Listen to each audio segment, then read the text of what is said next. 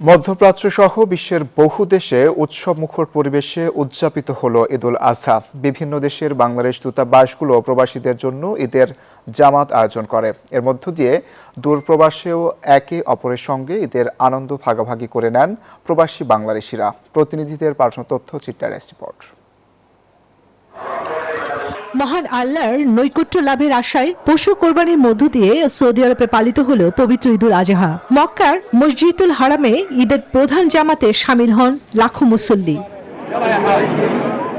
সংযুক্ত আরব আমিরাতের দুবাইয়ে ভোর থেকেই মসজিদ ও ঈদগাহগুলো মুখর হয়ে ওঠে মুসল্লিদের পদচারণায়। নামাজ ও কোলাকুলির মধ্য দিয়ে সম্প্রীতির বার্তা ছড়িয়ে দেন তারা।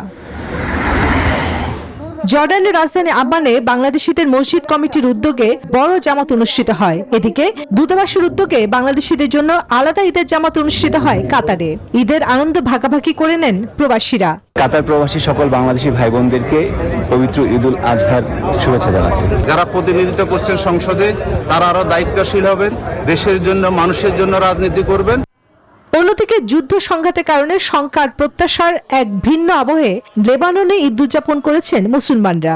সৌদির সাথে মিল রেখে পাকিস্তান ও ভারতের একাংশ পালন করেছেন কুরবানির ঈদ। বসুন্ধরা টিস্যু, অশুদ্ধতার বিরুদ্ধে এক বিন্দুও ছাড় নয়।